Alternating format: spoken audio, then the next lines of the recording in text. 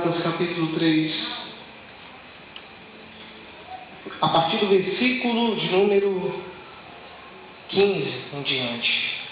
Gálatas 3, versículo de número 15 em diante, diz a palavra do Senhor assim: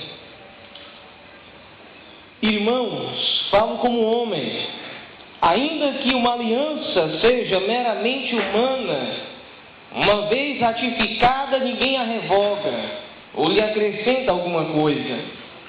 Ora, as promessas foram feitas a Abraão e ao seu descendente.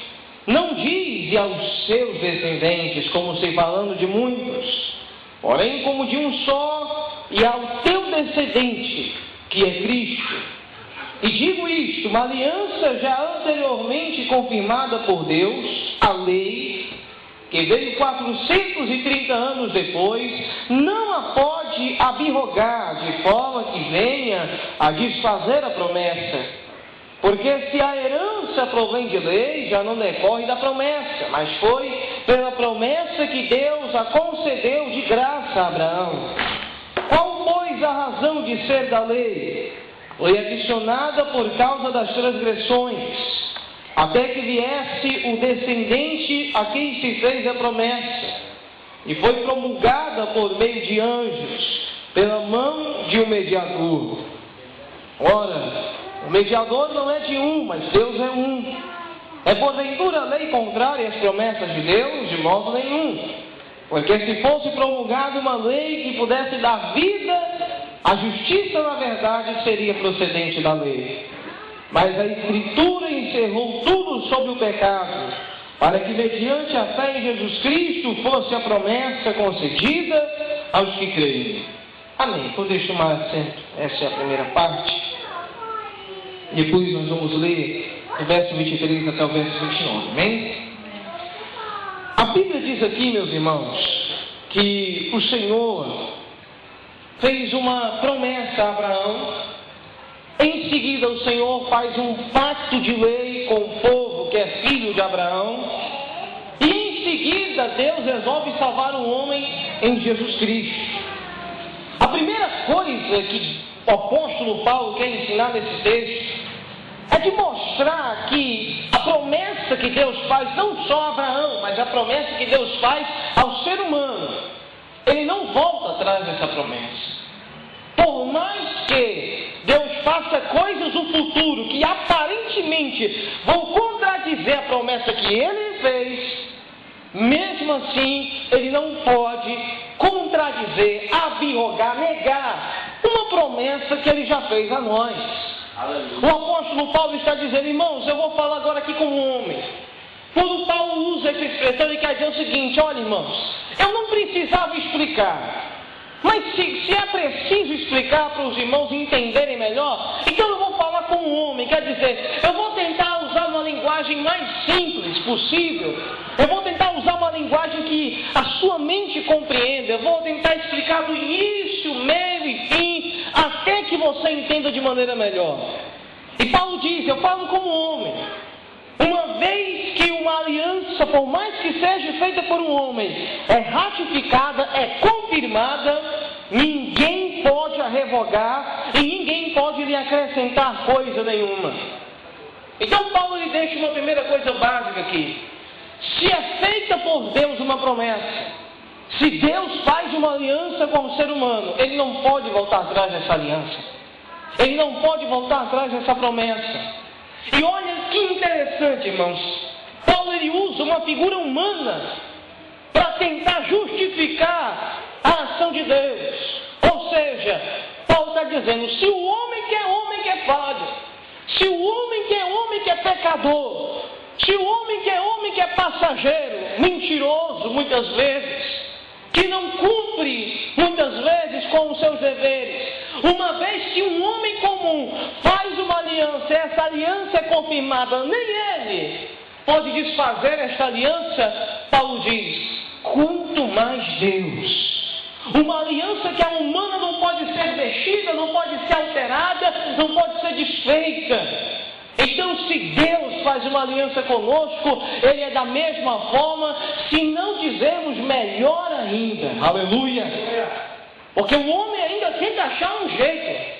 O homem ainda gosta de usar uma saída pela esquerda, uma saída pela direita. O homem fica procurando brechas daquilo que ele mesmo fez, para ver se ele justifica a consciência dele e diz: não, eu falei isso.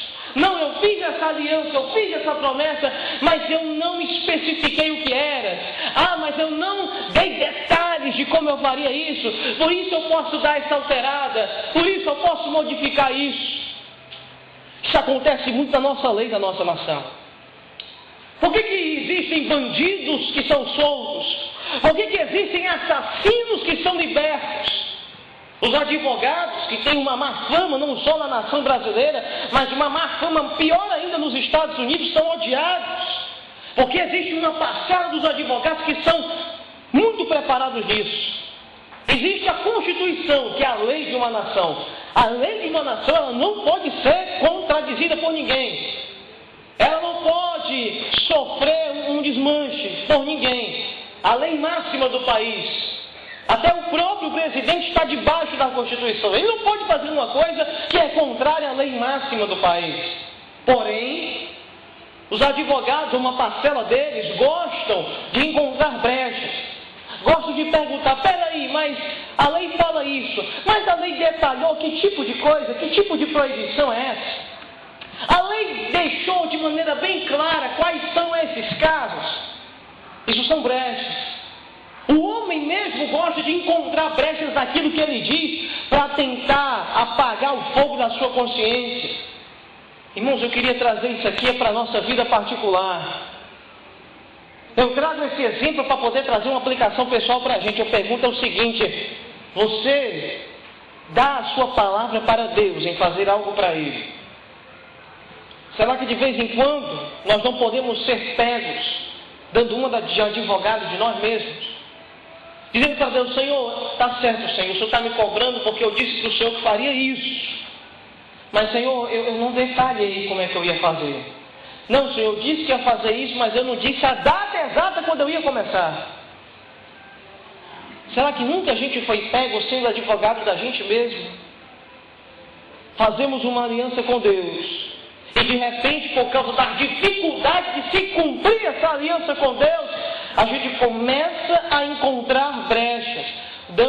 A gente dá uma de advogado, da gente mesmo, tentando se justificar diante de Deus, tentando se perdoar diante de Deus. Isso é errado. Paulo, ele fala que o homem pelo menos tem que manter, ou tinha que ter, esse mínimo de dignidade. Deu-se a palavra, então se cumpra. Ratificou a aliança, confirmou o compromisso, então se cumpra. Sofra o prejuízo se for necessário, mas cumpra até o fim o compromisso que foi fechado. Aleluia. E Deus, irmãos, e Paulo usa da linguagem humana, Paulo usa do exemplo humano para dizer: olha, o homem faz isso, tem gente que dá a vida para poder cumprir aquilo que prometeu, que dirá Deus.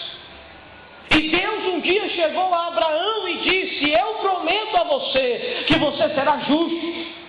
Eu prometo que vou justificar você, salvar você, e salvo você hoje, por uma coisa só: por você crer de todo o coração em mim. Aleluia. Gênesis 12, versículo de número 7. A palavra de Deus vai dizer de maneira bem clara que Deus, ele vai salvar Abraão, que Deus dará uma terra a Abraão, que Deus dará uma descendência a Abraão. Em Gênesis 15 também ele vai dizer isso. Mas em Gênesis 15 é uma coisa interessante, porque Deus fala de novo: Abraão, vou te dar um filho. E Abraão fala: as coisas são difíceis, Senhor.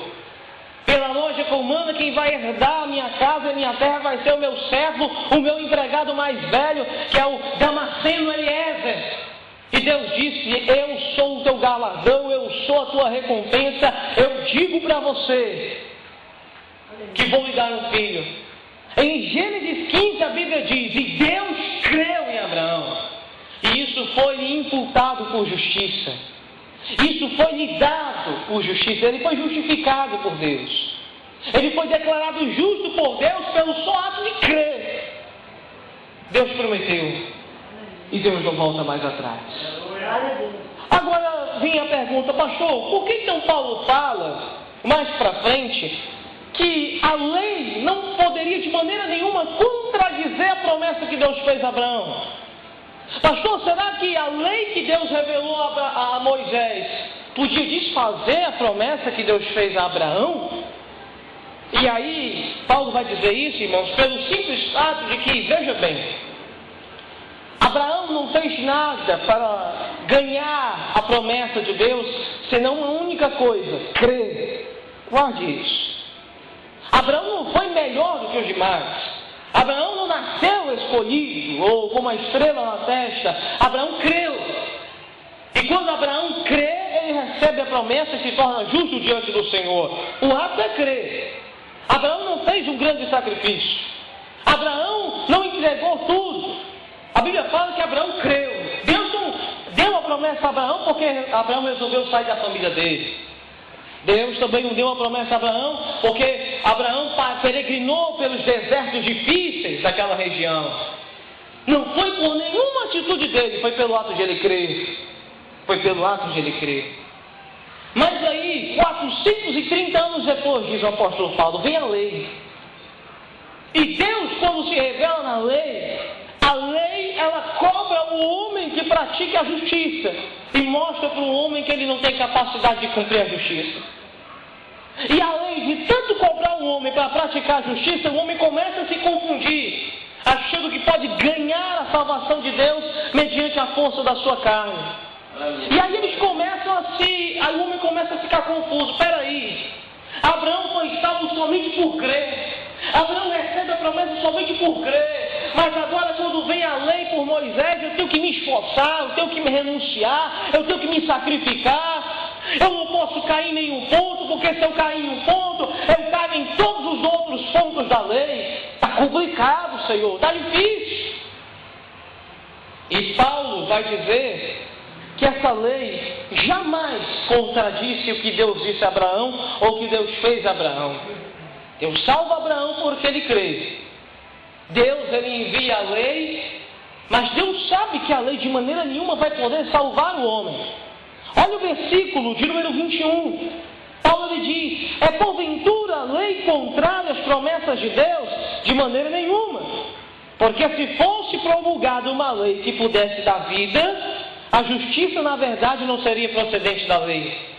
Troque essa palavra justiça por salvação. E está querendo dizer o seguinte: se a lei pudesse dar vida ao homem, a salvação não seria mediante a graça, seria mediante a lei.